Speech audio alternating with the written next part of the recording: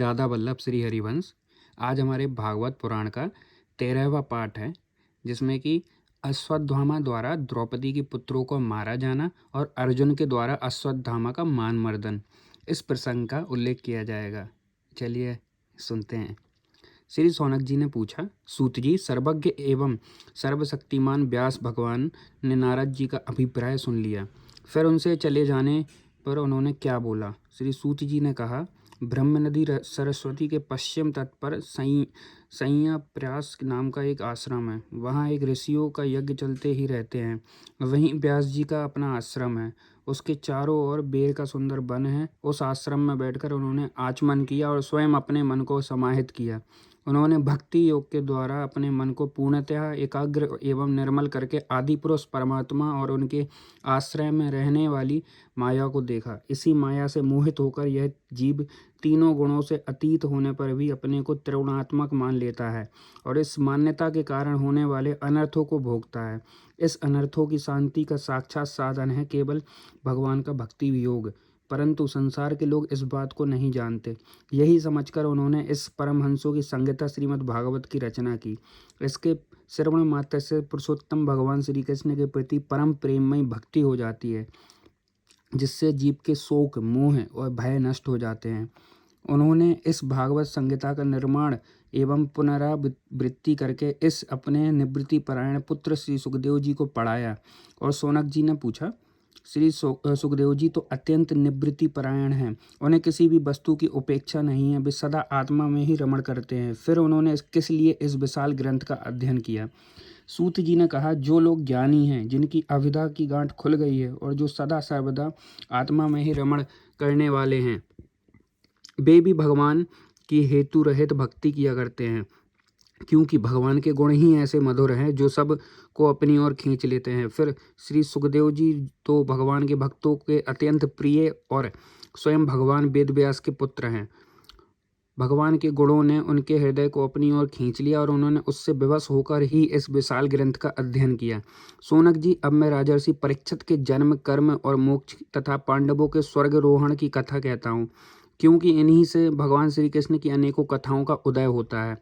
जिस समय महाभारत युद्ध में कौरव और पांडवों दोनों पक्षों के बहुत से वीर गति को प्राप्त हो चुके थे और भीमसेन की गदा के प्रहार से दुर्योधन की जांघ टूट चुकी थी, तब अश्वत्थामा ने अपनी स्वामी दुर्योधन का प्रिय कार्य समझकर द्रौपदी के सोते हुए पुत्रों के सिर काटकर उन्हें उसे भेंट किए। यह घटना दुर्योधन को भी अप्रिय ही लगी, क्योंकि ऐसे नीच कर्म की सभी निंदा करते हैं। उन बालकों की माता द्रौपदी अपने पुत्रों का निधन सुनकर अत्यंत दुखी हो गई। उसकी आंखों से आंसू छलछला आए। वह रोने लगी। अर्जुन ने उसे सांत्वना देते हुए कहा, कल्याणी, मैं तुम्हारे आंसू तब पोंछूंगा जब उस आतताई ब्राह्मण धम का सिर गांडीय धनुष से बाणों से काटकर तुम्हें भेंट करूंगा और पुत्रों की अंत्येष्टि क्रिया के बाद तुम उस पर पैर रखकर स्नान करोगी। अर्जुन ने इस मीठी और विचित्र बातों से द्रौपदी को सांत्वना दी और अपने मित्र भगवान श्री कृष्ण की सलाह से उन्हें सारथी बनाकर कवच धारण कर अपने भयानक गांडीय धनुष को लेकर वे रथ पर सवार हुए तथा गुरुपुत्र अश्वत्थामा के पीछे दौड़ पड़े। बच्चों की हत्या से अश्वत्थामा का भी मन उद्विग्न हो गया था। जब उसने दूर से ही देखा कि अर्जुन मेरी ओर झपटे आ रहा है, तब वह अपने प्राणों की रक्षा के लिए पृथ्वी पर जहां तक भाग सकता था रुद्र से भयभीत सूर्य की भांति भागता रहा। जब उसने देखा कि मेरे रथ के घोड़े थक गए हैं और मैं बिल्कुल अकेला हूं, तब उसने अपने को बचने का एकमात्र साधन ब्रह्मास्त्र ही समझा। यद्यपि उसे ब्रह्मास्त्र को लौटाने की विधि मालूम न थी, फिर भी प्राण संकट देखकर उसने आचमन किया और ध्यानस्थ होकर ब्रह्मास्त्र का संधान किया। उस शस्त्र से सब दशाओं में एक बड़ा प्रचंड तेज फैल गया। अर्जुन ने देखा कि अब तो मेरे प्राणों पर ही आ बनी है। अब उन्होंने श्री कृष्ण से प्रार्थना की। अर्जुन ने कहा, श्री कृष्ण, तुम सच्चिदानंद स्वरूप परमात्मा हो। तुम्हारी शक्ति अनंत है। तुम ही भक्तों के अभय देने वाले हो। जो संसार की धधकती हुई आग में जल रहे हैं, उन जीवों को उससे उबारने वाले एकमात्र तुम ही हो। तुम प्रकृति से परे रहने वाले आदि पुरुष साक्षात परमेश्वर हो। अपनी चित्त शक्ति, स्वरूप शक्ति से बहिरंग एवं त्रिगुणमय माया को दूर भगाकर अपने अद्वितीय स्वरूप में स्थित हो।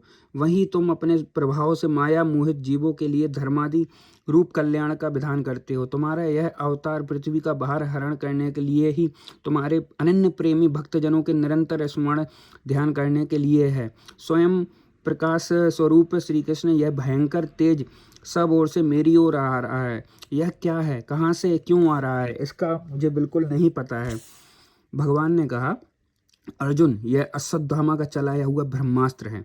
यह बात समझ लो कि प्राण संकट उपस्थित होने से उसने इसका प्रयोग तो कर दिया है, परंतु वह इस अस्त्र को लौटाना नहीं जानता। किसी भी दूसरे इस अस्त्र में इसको दबा देने की शक्ति नहीं है। तुम शास्त्र विद्या को भलीभांति जानते ही हो। ब्रह्मास्त्र के तेज से ही इस ब्रह्मास्त्र की प्रचंड आग को बुझा दो। सूत जी कहते हैं, अर्जुन विपक्षी वीरों को मारने में बड़े प्रवीण थे। भगवान की बात सुनकर उन्होंने आचमन किया और भगवान की परिक्रमा करके ब्रह्मास्त्र के निवारण के लिए ब्रह्मास्त्र का ही संधान किया। बाणों से बेष्टित उन दोनों ब्रह्मास्त्रों के तेज से प्रलयकालीन सूर्य एवं अग्नि के समान आपस में टकराकर सारे आकाश और दिशाओं में फैल गए और बढ़ने लगे। तीनों लोकों को जलाने वाली उन दोनों अस्त्रों की बड़ी हुई लपटों से प्रजा जलने लगी। उसे देखकर सबने यही समझा कि प्रलय काल की सांवर्तक अग्नि है। उस आग से प्रजा का और लोकों का नाश होते देखकर भगवान की अनुमति से अर्जुन ने उन दोनों को ही लौटा लिया। अर्जुन की आंखें क्रोध से लाल लाल हो रही थीं। उन्होंने झपटकर उस क्रूर अश्वत्थामा को पकड़ लिया और जैसे कोई रस्सी से पशु को बांध ले वैसे ही बांध लिया।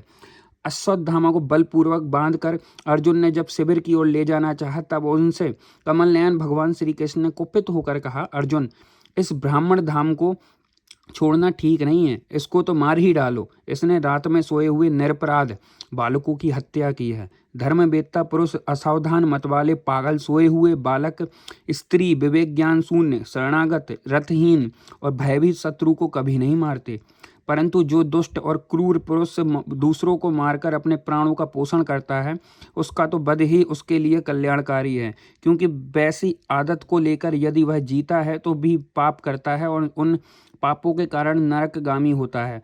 फिर मेरे सामने ही तुमने द्रौपदी से प्रतिज्ञा की थी कि मानवती, जिसने तुम्हारे पुत्रों का वध किया है, उसका सिर मैं उतार लाऊंगा। इस पापी कुलांकार आदित्य ने तुम्हारे पुत्रों का वध किया है और अपने स्वामी दुर्योधन को भी दुख पहुंचाया है, इसलिए अर्जुन, इसे मार ही डालो। भगवान श्री कृष्ण ने अर्जुन के धर्म की परीक्षा लेने के लिए इस प्रकार प्रेरणा की, परंतु अर्जुन का हृदय महान था। यद्यपि अश्वत्थामा ने उनके पुत्रों की हत्या की थी, फिर भी अर्जुन के मन में गुरुपुत्र को मारने की इच्छा नहीं हुई। इसके बाद अपने मित्र और सारथी श्री कृष्ण के साथ वे अपने युद्ध शिविर में पहुंचे। वहां अपने मृत पुत्रों के लिए शोक करती हुई द्रौपदी को उसे सौंप दिया। द्रौपदी ने देखा कि अश्वत्थामा पशु की तरह बांधकर लाया गया है। निंदित कर्म करने के कारण उसका मुख नीचे की ओर झुका हुआ है। अपना अनिष्ट करने वाले गुरुपुत्र अश्वत्थामा को इस प्रकार अपमानित देखकर द्रौपदी का कोमल हृदय कृपा से भर आया। उसने अश्वत्थामा को नमस्कार किया। गुरुपुत्र का इस प्रकार बांध कर लाना जाना सती द्रौपदी को सहन नहीं हुआ और उसने कहा, छोड़ दो इन्हें, छोड़ दो, ये ब्राह्मण हैं, हम लोगों के अत्यंत पूजनीय हैं, जिनकी कृपा से आपने रहस्य के सारे धनुर्वेद और प्रयोग तथा उपसंहार के साथ संपूर्ण शास्त्रोस्त्र का ज्ञान प्राप्त किया है। वे आपके आचार्य द्रोण ही पुत्र के रूप में आपके सामने खड़े हैं। उनकी अर्धांगिनी कृपी अपने वीर पुत्र की ममता से ही अपने पति का अनुगमन नहीं कर सकी। वे अभी जीवित हैं। महाभाग्यवान आर्यपुत्र, आप तो बड़े धर्मज्ञ हैं। जिस गुरुवंश की नित्य पूजा और वंदना करनी चाहिए, उसी को व्यथा पहुंचाने आपके योग्य कार्य नहीं है। जैसे अपने बच्चों के मर जाने में मैं दुखी हो रही हूँ और मेरी आंखों से बार बार आंसू निकल रहे हैं, वैसे ही इनकी माता पतिव्रता गौतमी ना रोए और वे जो उच्छृंखल राजा अपने कृत्यों से ब्राह्मण कुल को कुपित कर देते हैं, वह कुपित ब्राह्मण कुल उन राजाओं को सपरिवार शोकाग्नि में डालकर शीघ्र ही भस्म कर देता है। सूत जी ने कहा, सोनकादि ऋषियों, द्रौपदी की बात धर्म और न्याय के अनुकूल थी, उसमें कपट नहीं था, करुणा और समता थी। एते राजा युधिष्ठिर ने रानी के इन हितभरे श्रेष्ठ वचनों का अभिनंदन किया। साथ ही नकुल, सहदेव, सात्यकी, अर्जुन, स्वयं भगवान श्री कृष्ण वहां पर उपस्थित सभी नर नारियों ने द्रौपदी की बात का समर्थन किया। उस समय क्रोधित होकर भीमसेन ने कहा, जिसने सोते हुए बच्चों को न अपने लिए और न स्वामी के लिए बल्कि व्यर्थ ही मार डाला, उसका तो वध ही उत्तम है। भगवान श्री कृष्ण ने द्रौपदी और भीमसेन की बात सुनकर अर्जुन की ओर देखकर हंसकर कहा। भगवान श्री कृष्ण बोले, पतित ब्राह्मण का भी वध नहीं करना चाहिए और आतताई को मार ही डालना चाहिए। शास्त्रों में मैंने ही ये दोनों बातें कही हैं, इसलिए मेरी दोनों आज्ञाओं का पालन करो। तुमने द्रौपदी को सांत्वना देते समय जो प्रतिज्ञा की थी उसे भी सत्य करो, साथ ही भीमसेन, द्रौपदी और मुझे जो प्रिय हो वह भी करो। सूत जी कहते हैं, अर्जुन भगवान के हृदय की बात तुरंत ताड़ गए। उन्होंने अपनी तलवार से अश्वत्थामा के सिर की मड़ी उसके बालों के साथ उतार ली। बालकों की हत्या करने से वह श्रीहीन तो पहले ही हो गया था, अब मड़ी और ब्रह्म तेज से भी रहित हो गया। इसके बाद उन्होंने रस्सी का बंधन खोलकर उसे शिविर से निकाल दिया। मूड़ देना, धन छीन लेना और स्थान से बाहर निकाल देना, यही ब्राह्मण धर्मों का वध है। उनके लिए इससे भिन्न शारीरिक वध का विधान नहीं है। पुत्रों की मृत्यु से द्रौपदी और पांडव सभी शोकातुर हो गए। अब उन्होंने अपने मरे हुए भाई बंधुओं की दहादी दहादी अंत्येष्टि क्रिया की। श्री कृष्णाम चरणस्तु।